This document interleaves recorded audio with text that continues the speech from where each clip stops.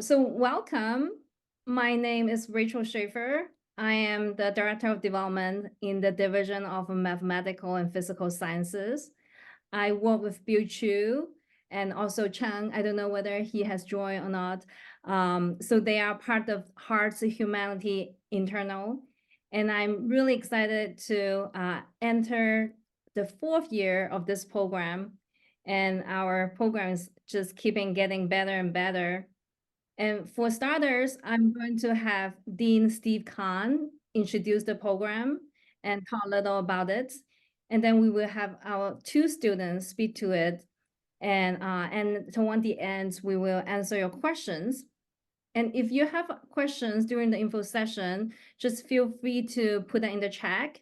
My colleague Megan and I will monitor the chat and we will answer them after toward the end. So welcome and thank you for coming, and take it over, Steve. Okay, thanks, Rachel. And let me also offer my welcome to all the students who are here to learn more about the opportunity to apply for a grant from Hearts to Humanity. As Rachel said, I'm Steve Kahn. I'm the Dean of Mathematical and Physical Sciences here at Berkeley. And I want to personally encourage students to explore the opportunities which are available through the H2H8 program. We have, as Rachel mentioned, we have 2 students who'll talk briefly about their experiences, and then there'll be time for questions at the end. This is our 4th year of this program, and I'm so pleased to see the growing interest among our students in mathematical and physical sciences, as well as in the College of Engineering. I've been lucky enough to spend some time with Bill Chu, the program's director, and some of the other founders of this program, the H2H8 Board of Directors. And I've been very impressed by the desire that this team has shown to support students in science who want to make a difference in the world. Bill and his colleagues, all of whom have strong ties to Berkeley, have the twofold goal of awarding students for their research that will benefit society and of creating a cohort of students who can share research and create a sense of community. As it says on the H2H8 website, the H2H8 community believes that it's through the advancement of science that we not only create purpose and meaning, but advance humanity towards the better future.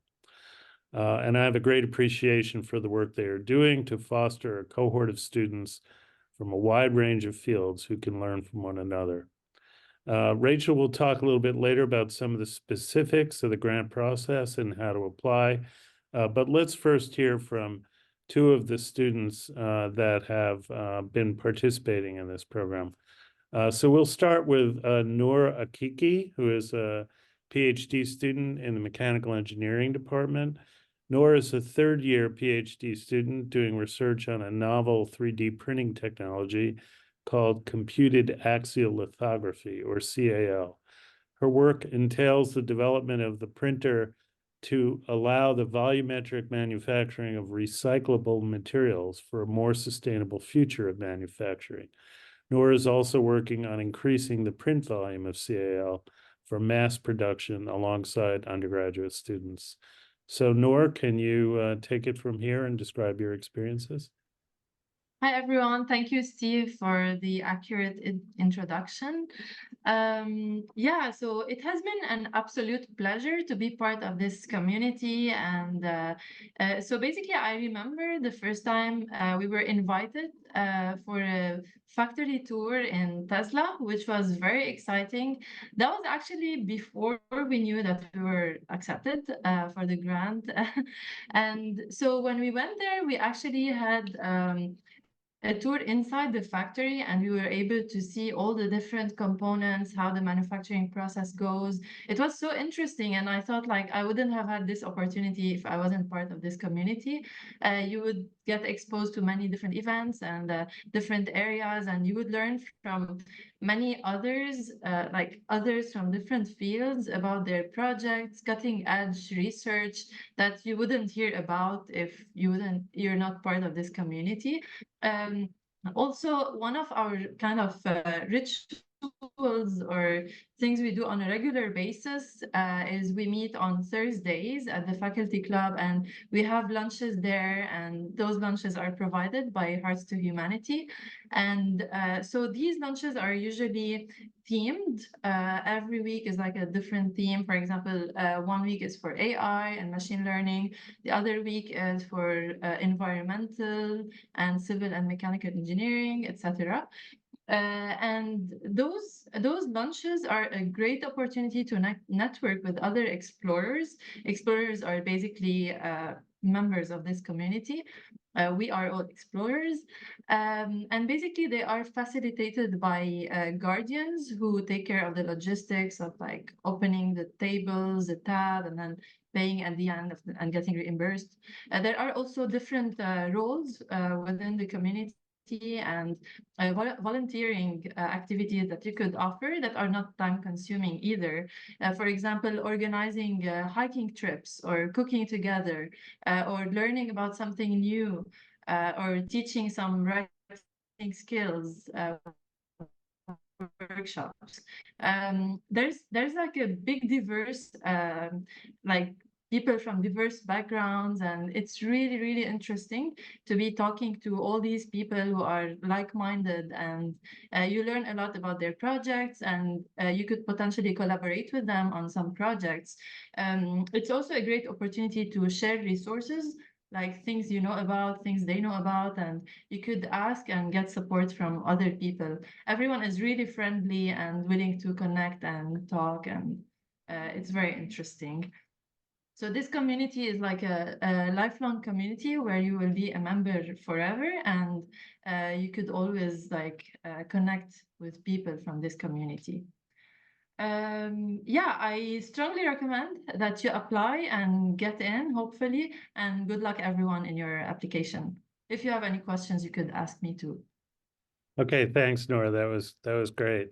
Let's turn to our next student, who is Sajant Anand. He's a PhD student in the physics department. Sajant is a fifth-year student, and he's working at the intersection of condensed matter physics theory and quantum information. He uses standard classical computers to simulate quantum computers and quantum computers to identify where classical algorithms need to be improved. So Sajant, can you describe your experiences? Hi, Steve. Yes, thanks for the introduction, and thanks to Rachel and Bill for organizing this. So as was previously mentioned, I'm a fifth-year student in the physics department, and I actually joined the H2H8 organization in the first year that the grant was offered, so that was now 3 years ago. So it's been nice maybe to see a little bit of change in the organization as the research grants program has gotten a little bit more formalized and developed as we've had now a few cohorts go through.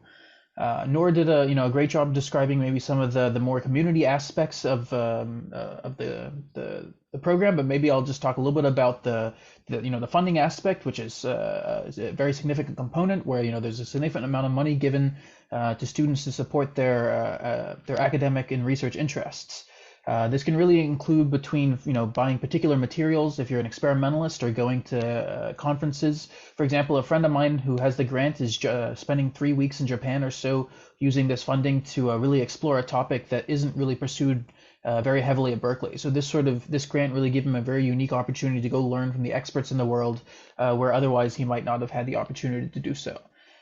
It's quite rare, I think, in science to have the opportunity to have a grant that really isn't tied to some particular, written purpose, where you get to choose how best to apply it to suit your own research interests. So really, this grant is a great way to experience more and try more things out in your PhD.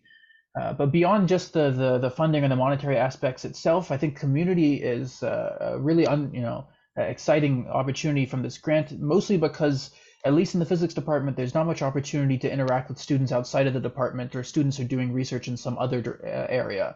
I think that's really, at least in my opinion, one of the most exciting things about the H2H8 program is the ability to interact with people who work on things entirely different to you. So as Nora mentioned at these Thursday lunches, I think at least my favorite aspect of it is talking to people in the bioengineering or the environmental science departments and hearing what sort of things they do and how much it contrasts from the sort of work that I do. I think this is at least to me, something I had missed before this before this organization. As far as the social side of things, we've gone and done hikes, had picnics in the park, learned how to play pickleball. Really, if someone is passionate about some particular thing, we can just organize an event around this. As well as there's usually year-end field trips, for lack of a better word, either to the first year to a winery in I think Sonoma area, where we actually got a tour from some of the agricultural scientists running this winery about the effects that climate change is having on the California wine production. And I think this is a really fascinating, opportunity to go and learn from industry experts. In this most recent year, taking a tour of the Tesla factory in Fremont and getting to see some of the automated machinery used to produce these cars. So all in all, I really like in this program and really enjoy interacting with other students, mostly because it allows me to step out of my comfort zone of just interacting with other physicists who do the exact same thing as me. I highly recommend you all apply, and it's a great community, both from the financial funding aspects as well as the community aspects. And I enjoy every time I get to interact with these students, and I look forward to, the next year or so that I have at Berkeley of interacting with these other explorers. Okay, great. Thanks, Ajant. That was very nice. Let me now take this opportunity to introduce the Hearts to Humanity board member, Dr. Bill Chu. Bill is a graduate of our College of Engineering at Berkeley. He did his undergraduate degree in electrical engineering and computer science, graduated in 1972, and then stayed on for a graduate degree and got his PhD here in 1976. Bill is the Chief Executive Officer of Aquis, which is a technology licensing company for high-performance computing systems, and a board member for Hearts to Humanity. Bill really enjoys, and I've come to know him over the years for this program, he really enjoys building a lasting community of student researchers. Let's hear him say a few words today to encourage students to apply. Bill? Thank you, Dean Kahn. Good afternoon, and happy Chinese New Year coming up tomorrow. Yeah, ultimately, it's my hope that we can leave a lasting community that we hopefully will start at Berkeley and eventually go all over the world. That's something I won't see, but I'm hoping that our explorers will carry that forward in the future. So that is the ultimate hope. I think Rachel will talk about the research grant programs. It's listed in our website, so you can take a look at that. So what we really want, H2H8, is to build a lasting community, as Dean Kahn said, of STEM researchers. And we look for researchers that cares about humanity. So, and we also look for applicants who will contribute to our community, because the community is really just a component of each one of us. And we hope that, and we actually, board members, including myself, are all actually gratified to have found very excellent explorers that really cares about humanity. Hopefully, they will then in the future keep this community going.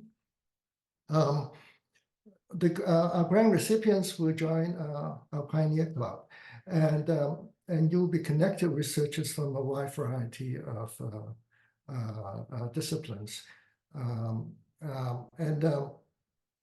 We have a lot of activities, and I mean, both Noah and Sanjay mentioned some of them. So we think that our community will enrich your social life and your academic experience at Berkeley. And I think, like Sanjay said, we hope that you will find like-minded, lifelong friends, within this community. I think that's going to be more valuable than even our research grant, because, finding like-minded folks that you can stay with for the rest of your life, it would be a wonderful thing.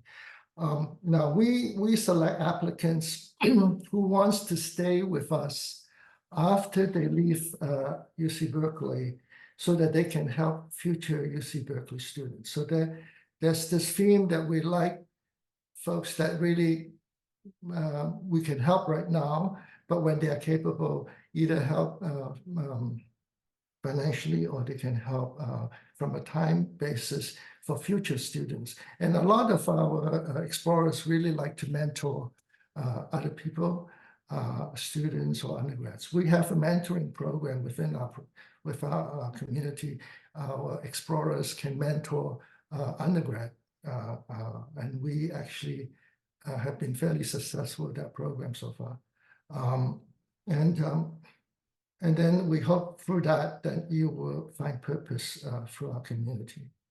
Our application process is quite straightforward. You apply through our website, and our deadline is February 28th. So if you come one day afterwards, we would not accept.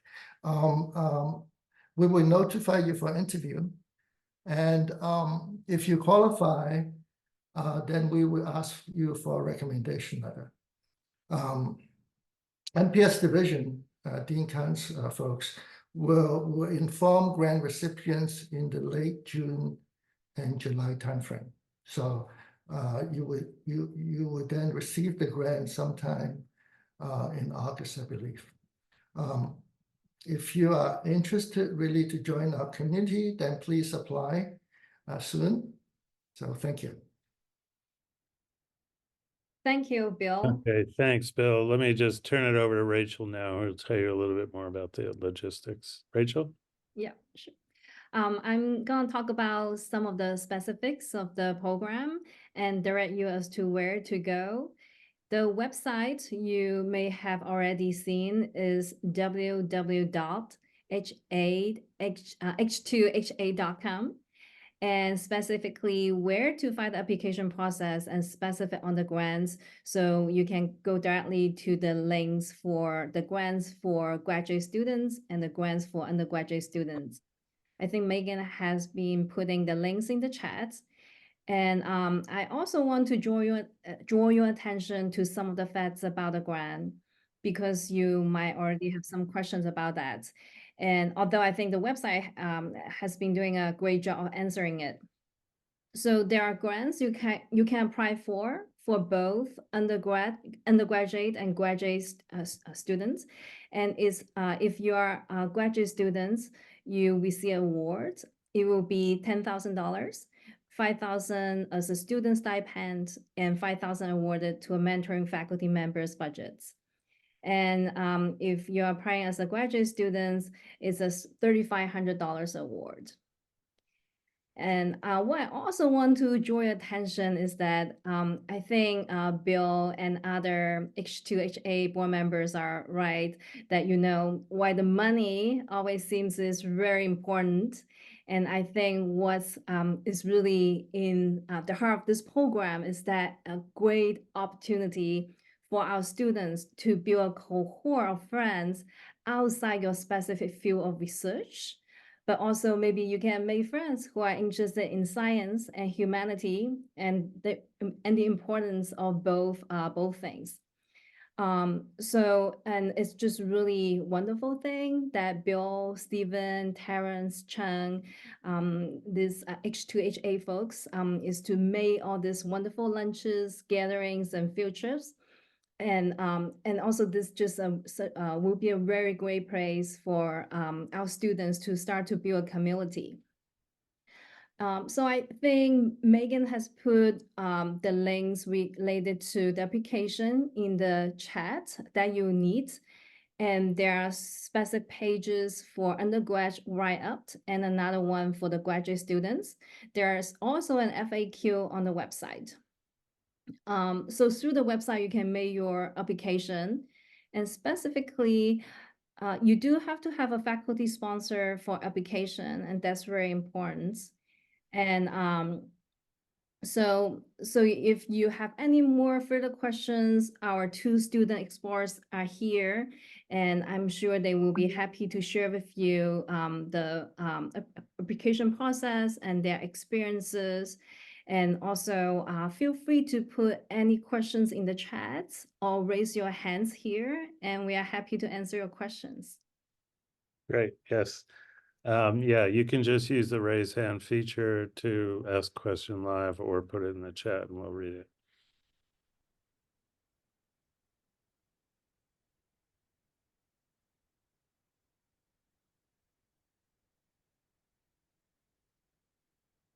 Now, it looks like we were very Can I clear. ask a question? Sure, okay? go ahead. Hi. John. Yeah, Gianna, that's my name. Hi. This is very cool. One thing that stood out to me was the concept that the funding could be used for research projects that might be slightly adjunct to your main focus or that would allow additional training. When you're applying, is it important that you've already thought through and planned that out, or can you apply with sort of general thrust of things you're interested in, and as you move forward in the program, sort of shift that around as you sort of maybe meet new mentors or work on collaborations or things of that nature? Should it be like pre-evaluated, or is that something that can sort of come as you go?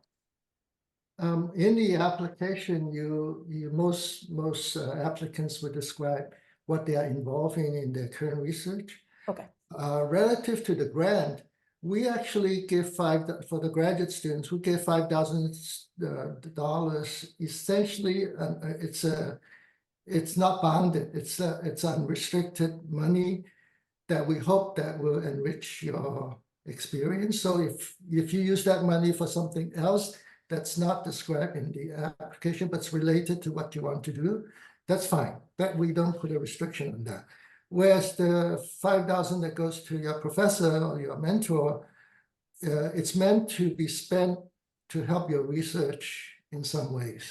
So it's not really, I mean, whether it's buying equipment for research or certain things that you can agree with your professor, the professor should be using that money for your research. But the other $5,000 is, you are free to use that.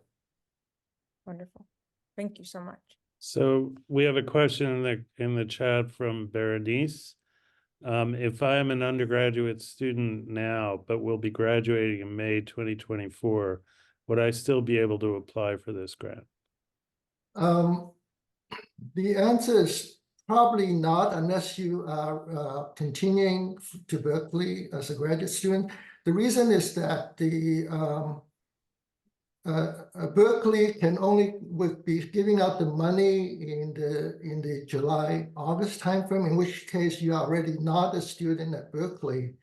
So unfortunately, there's no way to get the money to you unless you are still associated with Berkeley. Great, thanks, Bill. And then we have a question from Ansong. How long should the biography section be? Has any student from bioengineering ever been awarded? We have 20, well, we have 20 to 30 bioengineering students. So the biography is important in the sense that it talks about yourself. Sometimes that's maybe a little bit more important than research. But we do rank, by the way, the application as one part of our ranking. So we don't believe there's too much to say. If you only give us a short paragraph, typically that's, I would say, not good. But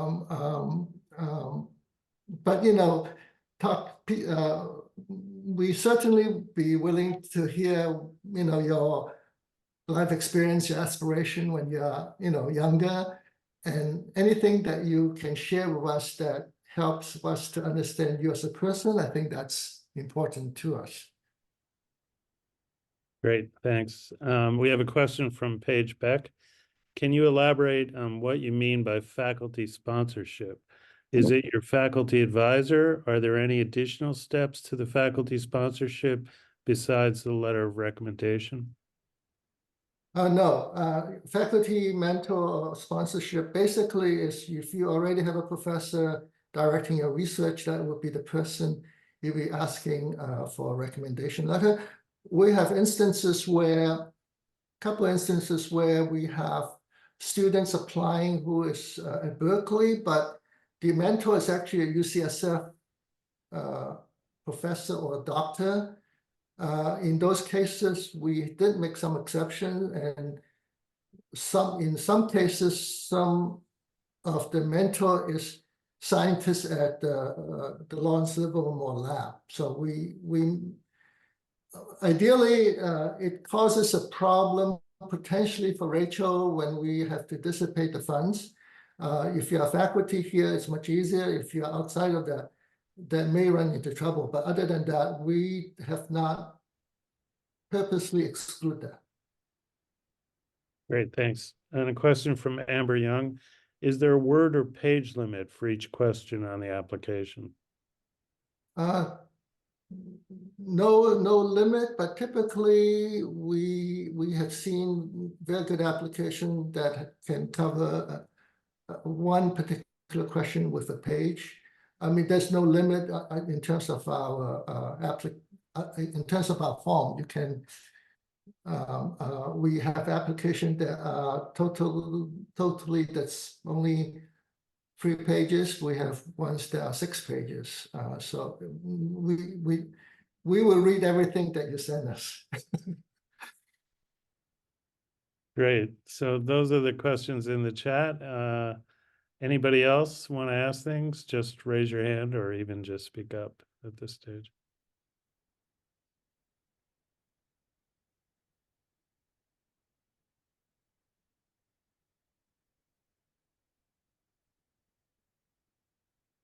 Okay, I don't see any additional ones.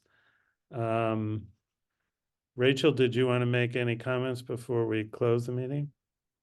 No, I think that's it. And if you have any more questions, just for the students, and feel free to go to the website, and there the Q&A session, which could be pretty helpful, informational, and provide the information. Oh, there is a question from Amber. I see your hand is raised. Do you want- Yes. Sorry, I thought of one just as you were about to close. I'm so sorry. It's okay. So for the research, should we write about the research we're currently doing, or could we write about what we are hoping to do with our project? Or should, like, I guess, is there yeah, so should we approach it as just what we've been working on, or more of like a research proposal, I guess? I think both. If you have something you're working on and what you plan to do, that's fine. Since you are here, it's important to realize that we of course value your research, how it helps humanity, but the more important weight that we put on is that it's your heart, whether you care about humanity. So you spend, if your whole application on your research, that's typically, it's better to say that why you're doing something as opposed to what you're doing. I mean, it's fair to say that a lot of graduate students, or most of graduate students at Berkeley, are smart in doing things. So being smart it's not a qualification, but caring about others and humanity is something we look for. Because remember, we want to build this organization. We're looking for people who can, hopefully in the future, when we are not here, to keep this going. So that part is the most important. Okay, Madeline, you had a question? Hi, yeah. So I have like a research proposal for something I'd like to do in this summer of 2024. And I was wondering, given like when the funds are given out, would that apply to this grant? Since like it would be before July and August. We normally, the money is given to the UC Berkeley system in June, in early June, but it takes a lot of time to process the funds through the departments and to your hand. So the fund is not restricted. You certainly can maybe pay yourself first and then use that fund to repay yourself. I mean, it is not something we really restrict you, that the timing is fine. I mean, if you spend the money in August and you say, well, this is what I want to do, once you get the money, you can probably use it for that purpose, that you maybe refund your parents or something. Well, even Okay, even your advisor, if you work with a funded advisor and he or she supports what you're doing, you could do that and then reimburse later when you get the money. Yeah, once you have been, I mean, once NPS sends you the letter that you're getting the money, whether you get it right away, the money is coming to you. In fact, we have instances where students after 6 months or 9 months say, "Where's the money?" And it turns out we have to write email to Rachel, and then and what it is that they really didn't go and ask the department, and the money has been sitting there. So you will get it. Yeah. And then there's a question from Isis. For UCB graduate school, do you mean our department? I'm not quite sure what that question means. Isis, are you on the line? Can you clarify?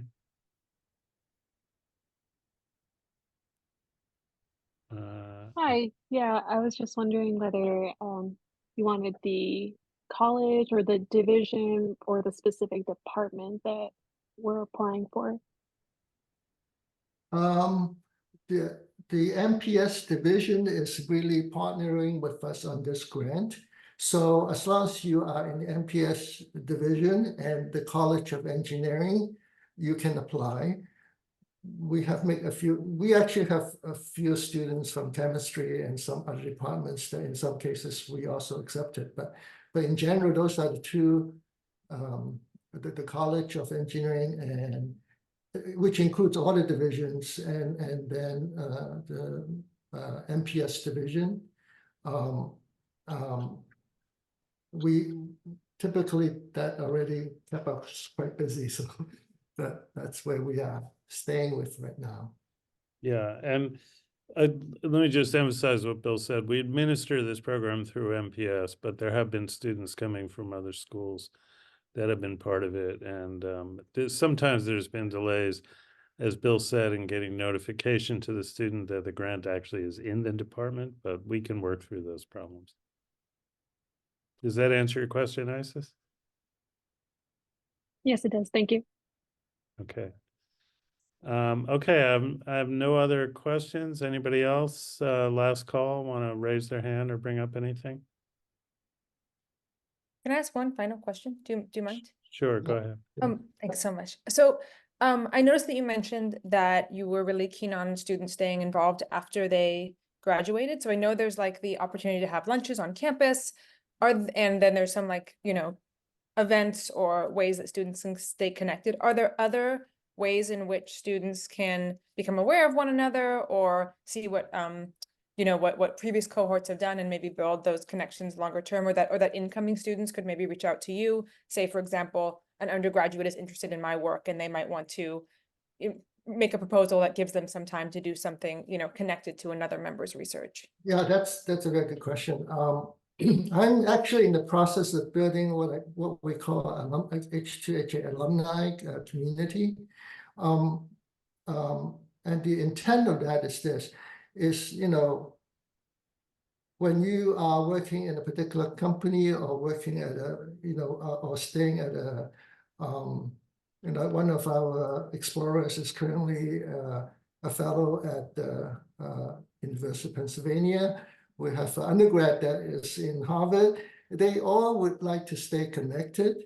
So the notion we have is, hopefully as our alumni community gets larger and larger, that's a resource to connect them to new explorers or to among themselves, so that, for instance, our undergrad in Harvard said, it'd be wonderful if somebody comes to Harvard and we can connect with him or her. So, and then we will, of course, plan activities with Berkeley, but of course, alumni are also invited to join those activities.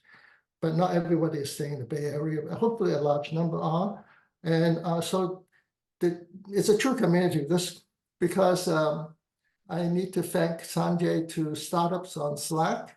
He is the one that got us going on Slack, and Slack is going to hopefully stay with you forever as a way of connecting, because we actually have some alumni give us the new email address, because after they leave Berkeley, the Berkeley email address sometimes they don't use anymore. So we want to make sure we stay connected, and we are at the early stage. This is our 4th year, so there are not a large number of alumni. And I'm also hoping that a lot of the other explorers would join the alumni community, which when they are aware of it. So hopefully, as we build a community in Berkeley, we can build an alumni community that will hopefully cover, the U.S. We actually have alumni right now in Israel. So he is very much like to connect with us, but of course, he cannot join our local activity. But anybody going to Israel would be happy to connect. And you will get that information as alumni, that you have people you can reach out to. Thank you so Great. much. Thanks, Bill. Yeah. Anything else? Okay, well, this has been a great discussion. I appreciate everybody asking questions. And once again, I want to encourage everybody to at least take a look at the website and consider submitting an application. As Rachel and Bill mentioned, the process is already underway. So students have been applying, but the deadline is February 28th. And as Bill mentioned, unfortunately, they keep that as a very strict deadline. So please try to get your materials in before that deadline. Let me just close by thanking everybody for attending. I hope this was a useful session for you, and have a nice weekend. Bye.